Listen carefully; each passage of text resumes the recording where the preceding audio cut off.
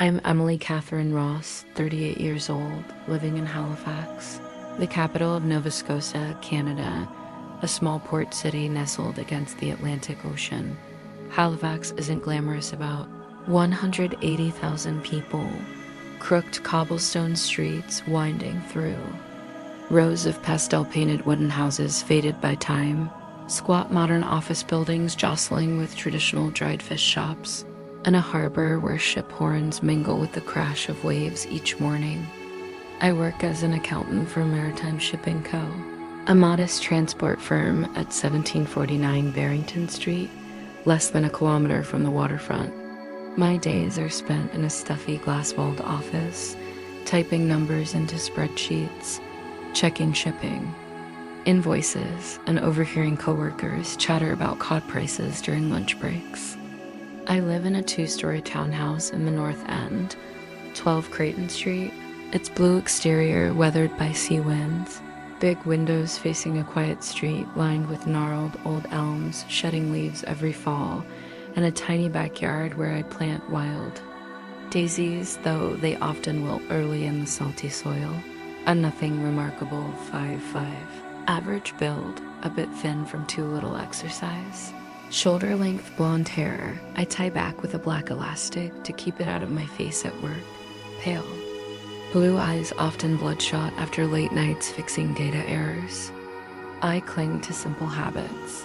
Each morning, I brew black coffee with an old machine Mom left me, sit reading the Chronicle Herald at a chipped wooden kitchen table, listen to Joni Mitchell or Leonard Cohen through a crackling radio. Then at night, I pull on a thick wool coat and walk Creighton Street, watching golden streetlights glow on wet sidewalks after Halifax's endless rains. I live alone. My ex-husband, David Walsh, walked out in 2020 after 3 years of marriage filled with arguments, leaving me the house, a pile of unpaid bills, and a heart crisscrossed with scars. We never had kids, not for lack of wanting, but because I miscarried twice before he left, abandoning me with an emptiness I couldn't name. I've lost touch with my family in Charlottetown, Prince Edward Island, PA. My dad, Robert Ross, died of a stroke when I was 25. My mom, Margaret, succumbed to breast cancer 2 years later, leaving me alone in a vast world. I'm self-sufficient, getting by day to day, but sometimes, when the harbor waves echo through the night, I feel lost, a ship drifting without anchor or shore. I was born April 14th, 1987, in a small wooden house on Charlottetown's outskirts, where the salty scent of the Northumberland Strait seeped into every corner. My dad repaired boats at the Charlottetown docks, a tall man with a graying beard, hands rough and scarred from years wrestling ship engines, his voice deep like the ocean when he spun tailies of far-off trips. My mom was a homemaker, petite, with naturally curly brown hair turning gray, always in a checkered apron when she cooked. And each night, she'd sit at the kitchen table under an oil lamp, reading the Bible in a soft whisper. They were Catholic, not fanatical, but faithfully took me to St. Dunstan's Church on Great George Street every Sunday, a gray stone building where I'd sit on hard wooden pews, my dress puffed out from Mom's sewing, listening to Father O'Malley preach Psalm 46. God is our refuge and strength, a very present help in trouble. After Mass, Mom would hold my hand on the walk home, her small grip warm, saying, "Emily, God's got a plan for you, even if you can't see it yet. Just trust." I'd nod, smile to please her, but didn't dwell on it. God, to me then, was a vague notion from her stories, unrelated to math homework or pastry reigns. Growing up, I left Charlottetown at 18 for Dalhousie University in Halifax to study accounting, carrying an old suitcase of clothes and $500 Mom pressed into my hand before I boarded the ferry. I graduated at 22, found work in Halifax, stayed because returning to pay meant facing memories of my parents' absence. I bounced through jobs waitressing at Salty's Cafe, clerking for a small law firm before landing at Maritime Shipping Co. at 28, where I've stuck ever since. Life swept me along: work, a failed marriage, days of numbers and utility bills. I stopped going to church, stopped touching the leather-bound Bible mom, left me its corners worn from her fingers, leaving it to gather dust in my bedside drawer. I figured if God had a plan, he'd given up on me, letting me fend for myself amid Halifax's rains and nameless loneliness. March 2025 drenched Halifax in cold spring rain, temperatures hovering around 5 degrees Celsius, the air damp and seeping into my walls, making my curtains reek of mildew. I started feeling persistent headaches like tiny hammers behind my temples, a scratchy throat each morning when I sipped coffee, my body sluggish like the strength had been sapped after every workday. I blamed the fickle weather, popped ibuprofen from Shoppers Drug Mart near home, wore an extra sweater in the chilly office, kept working despite the fatigue, afraid my boss Gerald, a 60-year-old, with a raspy voice, would grumble about unfinished reports. I never suspected a heart attack would pull me to death's edge, revealing I was chosen to carry God's mission to humanity. I woke at 6:30 a.m. March 10th, 2025, in my small second-floor bedroom. My head throbbed, each pulse like a hammer on my temples, my chest heavy as if a stone pressed it down, though I tried deep breaths to shake it off. I pulled the curtains, a floral set Mom sewed 20 years ago, now faded looking out, rain-streaked.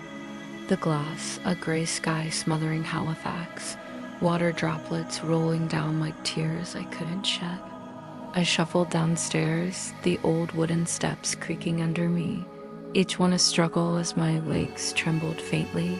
Dressed in a dark green sweater I'd knitted at Dalhousie, worn jeans frayed at the knees, and brown waterproof boots from Canadian Tire last winter. In the kitchen, I flicked on the coffee maker, poured Tim Hortons grounds in, but my hands shook, scattering a few on the scratched wooden floor.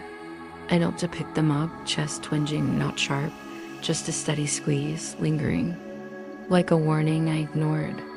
I wiped my hands on an apron hanging nearby, a checkered one, like Mom sipped black coffee, but its bitterness scraped my throat worse, and my chest twinged again, harder, radiating to my left shoulder. I told myself, just stress too. Many late nights last week. I rummaged the kitchen shelf's medicine box, grabbed ibuprofen, swallowed 2 with cold tap water that made me shiver, then decided to head to work, not wanting to miss a day, not wanting Gerald's phone call barking about overdue reports. I drove my 2012 Honda Civic, a battered silver car, windshield cracked in the corner from a fender bender last year, to the office, 15 minutes down Barrington Street. Rain fogged the glass. I switched on the wipers, their rhythmic squeak filling the silence, the radio droning weather. Heavy rain all day in Halifax, 4 degrees Celsius, strong sea winds. The streets were slick, cars crawling. I gripped the wheel tight, eyes straining through. The downpour, chest still twinging, but I brushed it off, thinking a desk chair would settle me. I reached the office at 7:50 and parked in the rear lot, stepped inside through the back door. Sweater damp against my skin from forgetting an umbrella. Maritime Shipping Cow's office sat on the 3rd floor of an old red brick building, the burnt coffee smell from the company machine hitting me as I crossed the glossy brown-tiled hall. I settled at my corner desk near a window overlooking the harbor. Ship's fate through rain booted my computer, opened an Excel file of February shipping logs, and started typing numbers from a stack of invoices piled high dot by 9 ib. Worsened. I was entering data a cod shipment from Newfoundland when my chest stabbed, a knife-like jolt searing through, shooting down my left arm. So sharp I dropped the mouse, clutched my chest, gasping. Sweat beaded my forehead, trickling down my cheeks despite the cold office. Nausea churning like I'd vomit that morning's coffee. I tried breathing deep, but air wouldn't fill my lungs, just my heart pounding in my ears. Sarah McLean, my co-worker, 28, red hair, bright brown eyes, at the desk opposite, looked up from her screen, saw me, yelled, "Emily, what's wrong?" "You're pale as a ghost. You okay?" I rasped, voice thin as wind. "Call Hart." Sarah panicked, dashed to the office phone in the corner, dialed 911, voice shaking. "Emergency now. My coworker's having chest pain, can't breathe. 1749 Barrington, 3rd floor, hurry." I slid off my chair, crumpled to the floor, clutching my chest, knees curling up from the pain. The linoleum chilled through my sweater. I heard Sarah scream, "Emily, hang on, they're coming." Footsteps clattered other coworkers, someone whispered, "Looks like a heart attack," her face. I lay there, vision blurring, the white ceiling and fluorescent lights fading, chest pain crushing me with every beat. Paramedics arrived in 10 minutes, sirens cutting through rain. 2 figures rushing in, Mark, a middle-aged man with short stubble, deep voice, and Priya, a young Indian woman, eyes worried behind goggles. Mark knelt, clipped the heart monitor. To my finger, a cold plastic pinch, Priya checked my blood pressure, barking, "Pulse 140, BP crashing myocardial infarction, go now." Mark met my eyes calm. "Hold on, you'll be fine, we're taking you." They hoisted me onto a stretcher, straps tightening over my shoulders and legs, carried me down the stairs, wheels clacking on tiles, echoing in my head out to the ambulance parked curbside, red lights flashing through thick rain dot en route to Queen Elizabeth, the 2nd hospital, 10 minutes. Down Ruby Street, I heard machines beeping fast. My pulse flashing on a small screen, 150, then 160. Priya jabbed in 4 into my right arm, the needle stinging, making me groan. Mark slipped an oxygen mask over my face, cold air flooding my nose but doing nothing for the pain. My chest felt like an iron fist was squeezing my heart, each beat a blade, consciousness slipping, eyes drooping. I whispered, voice lost in the siren, "God, if you're real, save me." Then darkness swallowed me, no rain, no marks. Calls, no streetlights, just absolute silence. Like plunging into a bottomless pit, I came to, not on the stretcher or in the ambulance. I stood on Barrington Street, Halifax, but not the real Barrington.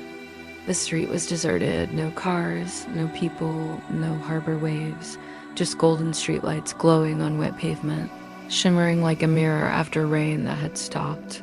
The air was clean, tinged with salt and damp wood from the old houses lining the road. No antiseptic sting or burnt coffee reek. I looked down, no drenched green sweater, no soggy jeans, just a simple white dress to my knees, light as silk, smooth enough to feel like a dream. I touched my chest, no pain, no weight, just ease, like shedding a burden I'd carried my whole life without knowing. I walked, barefoot on the cold sidewalk, but it didn't bite. Only the texture of small stones pressing my solace. Like running on pay beaches as a kid, I turned. Scanning, pastel wooden houses stood, but hazy, like a watercolor smeared. Streetlights flickering as if alive. Then a voice sounded deep, warm, gentle like waves on shore, yet strong like Dad calling me from Charlottetown's docks. "Emily Catherine," it said. Not loud but piercing, as if rising from my own heart. I jolted, spun around, pulse racing, and he was there, not a white-bearded man or winged angel from St. Dunstan's paintings, but shimmering silver light like moonlight on calm Atlantic waves, gentle yet majestic. I knew it was God, no explanation, no proof, just his presence in every breath, every tear spilling unbidden, rolling down my cheeks, splashing onto the pavement in tiny ripples. I sank to my knees, stone cool under me, hands trembling over my face, choking. "Lord, why me? Who am I to be here?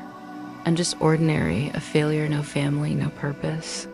He answered, voice like a morning sea breeze. "No, Emily, you're not ordinary. You're chosen to bring my mission to humanity hope amid the darkness swallowing them. I've left signs in your life from your childhood, so you'd know today. I looked up, tears blurring my sight, straining to see that silver glow. Asking, signs? What signs? I've never seen anything special in my life, he said. You've seen, but not understood. Look back, and I'll show you. Barrington Street faded, streetlights smearing into streaks, and I saw myself, not a stiff list, but moments of my life unfolding, natural as waves over sand. Each a piece he'd placed. I saw myself at 10, kneeling in our pay garden, pulling weeds for Mom under late afternoon sun. I was humming a hymn she taught me, God is my light, when a voice whispered my name, Emily. Not Mom, not Dad light, clear, like wind through the apple tree out back. I looked up, heart pounding, scanned around, saw only leaf shadows. Dancing. I ran inside, asked Mom, did you call me? She shook her head, smiled. No, just the breeze, I guess. But now, in the silver light, he said, that was me calling you. The first sign I wanted you to hear me in the everyday. The scene shifted. I was 20, on my dorm bed at Dalhousie, rain tapping the window. I dreamed I stood on a wooden ship in a stormy sea, black waves crashing, wind tearing at my hair, but I wasn't afraid. I gripped the railing, steady, estranged, peace holding me as the ship rocked. Waking, I told my roommate. She laughed. Too many pirate movies last night, but it felt too real, too vivid. He said, I sent that dream, showing you the strength I put in you, even if you didn't see. Then I saw myself at 35 in Maritime Shipping Co.'s office. Co-workers joking around the coffee machine, showing off kid pics or weekend trips. I smiled, nodded, but felt hollow, like an outsider peering through glass. That night, I stood before my bathroom mirror asking, where do I belong? Why don't I fit? I blamed post-divorce blues, but he whispered, you don't fully belong there because you're minus sign I set to prepare you for more. Another memory flooded in. I was 27, beside Mom's bed in PEI's hospital. Antiseptic thick, heart monitor beeping steady. She was fading from breast cancer, skin pale, hair mostly gone from chemo, but she held my hand, rasped, Emily, don't. Be scared, God's here. I cried, clinging to her, feeling every frail breath until she slipped away. I'd seen it as loss, but he said, I brought you close to suffering to teach you compassion, part of your mission. The vision changed. I was 33 in Minute Cafe in Halifax, across from Sarah. She spilled about her dad, an alcoholic, her brown eyes red as she said, no one gets it. I didn't speak, just listened, hands on a cold coffee mug, letting her unload. When she stopped, she grabbed my hand. Thanks, Emily, you make it lighter. I smiled, thought it was friendship, but he said, you hear people's hearts, a gift I gave you to guide them. I saw myself at 34 in this townhouse after David left. The kitchen pipe leaked, water pooling. I knelt with a wrench, fixing it, tears falling from loneliness, but I finished, sobbing an hour. I'd called it stubbornness, but he said, you're strong in hardship because I lift you, a sign of the chosen. Finally, I saw today crumpling on the office floor, chest searing, heart stopping amid Sarah's screams. I saw the silver light pull me from darkness, gentle but firm. He said, this was my final call through death, so you'd live for my mission. The silver light blazed. He continued, Emily, humanity's lost greed, fear, division. You'll bring hope. Tell them I'm near. Through Psalm 46, God is our strength. These signs aren't just yours, they're in others chosen too. You'll know them, lead them to me. I trembled, asked, how can I, Lord? I'm weak, afraid, not enough. He replied, you're enough because I'm in you. Go back, live, tell them. Barrington Street dissolved, streetlights blurring. and I was pulled back soft as a receding wave. Strong as a tide, I snapped awake in Queen Elizabeth II Hospital's A, chest aching like a bruise, breaths shallow, antiseptic sharp enough to cough. The monitor beeped steady pulse, 80 IV cold in my left arm, ceiling lights glaring, forcing me to squint. Mark, the paramedic, sat beside me on a plastic chair, clipboard in hand, said, "You're back. Heart attack, stop 2 minutes, 13 seconds. We shocked you twice." I rasped, throat raw. God brought me back. Mark looked, nodded, didn't argue, just jotted something down. Priya stepped in. "Check the machine. BP's stable, but you were critical coronary artery 80% blocked. Lucky we got you fast." I nodded, head spinning, asked, "How long was I out?" Mark said, "About 25 minutes from collapse to now. You've been in recovery 10. I closed my eyes, saw the silver light, empty Barrington. His voice echoing in my chest. They kept me 7 days, moved me from IDU, the cardiology ward. Room 408, a single with pale green curtains and a window onto Roby Street. Cars passing. Under rain. My doctor, Dr. Helen Carter, 50, silver hair, tied back, ran EKGs, chest x-rays. Then placed a stent in my left coronary artery via a minor surgery on day 2. She explained, voice low, "Severe blockage, acute myocardial infarction, 5 minutes later you'd be gone. But you're healing fast, lungs clear, heart stabilizing." I lay there, 4 dripping blood thinners, sipping cold water from a plastic cup, chest sore when I coughed but no longer stabbing. Sarah visited day 3, brought homemade cookies, sat by my bed, eyes red. "I thought I'd lose you, Emily. You fell and I couldn't do anything." I held her hand, smiled. "Weak, I'm here, thanks to you calling help." Over those 7 days, I watched nurses trudging with med carts, eyes sunken from night shifts. My neighbor patient, an old man, groaning in pain but asking his son over the phone, "Where's the insurance money?" Families in the waiting room, anxious but snapping when doctors delayed. I recalled his words, humanity lost, greedy, fearful, and saw it in their eyes, their words. But I also held his mission, bring hope, through Psalm 4:6. Day 7, March 17th. I was discharged. Dr. Carter's final check, heart steady. BP 120 idiots. No pain, gave me aspirin and statins for 2 months. Said, rest, cut stress, check back. In 4 weeks, Sarah drove me home down Creighton. I stepped inside, opened the living room window. Halifax's spring rain scent rushed in.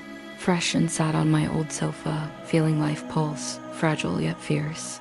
I changed after, not loud, but deep. I requested 2 months off from Maritime Shipping Co., told Gerald over the phone, I need recovery time. He grumbled, but agreed after I emailed a doctor's note. I wasn't just resting my heart, I started living his mission. My first day home, I pulled Mom's Bible from the bedside drawer, worn leather, old paper set wafting as I opened it. I read Psalm 46, each word sinking in. God is our refuge and strength, a very present help in trouble. I knelt by the sofa, prayed my first prayer in over 15 years, clumsy. Lord, if I'm chosen, guide me. I felt him, not Barrington's. Silver light, but peace threading my heart, like Mom's hand in mine as a child. I told Sarah days later, over chamomile tea she brought. We sat in my kitchen, afternoon light slanting through the window onto the table. I said, Sarah, I nearly died, but God saved me, told me to bring hope to people. She frowned. Hope how? Like church stuff? I smiled. More, he showed. Me signs like hearing him call my name as a kid, or that ship dream I told you about. She tilted her head. The one from college, standing on a boat in a storm, fearless. You think that's God? I nodded. Yes, and you've got signs. You've said you don't fit with bar-hopping friends. You listen when I vent without judging. She went quiet, then squeezed my hand. You're making me rethink things. I joined a prayer group at St. Mary's Church near home, my first Mass in over a decade. Sunday, March 23rd, the red wooden church smelled of incense. I sat mid-pew, heard Father Daniel read Psalm 46, feeling it spoke to me. After I shared my story with group members, Mary, a 70-year-old widow with white hair, and Tom, a 45-year-old ex-alcoholic, Mary said, "I heard my name in the wind when my husband died." Tom nodded. "I dreamed of light when I quit drinking, couldn't explain it. I saw they had signs they were chosen too." I spread the word to my neighbor Ruth at 14 Creighton, a 60-year-old widow who gave me garden veggies, to Jake, the UPS guy who'd opened up about stress raising kids. "I saw signs in them," Ruth said. She didn't break when her husband passed. Jake admitted he heard people's hearts in quick chats. I told them of Psalm 46, hope amid darkness, and saw their eyes light up, like reclaiming something lost. I live different mornings. I brew coffee, sit by the window, read scripture, mark verses like Mom did. My hand's steady now. I walk Halifax. Watch streetlights, feel him in every sea breeze. Knowing this mission isn't a burden, but light I carry to the lost like I once was. Sometimes in the Atlantic's waves, I hear him, "Emily, you're doing well." And I believe truly, for the first time, I'm chosen.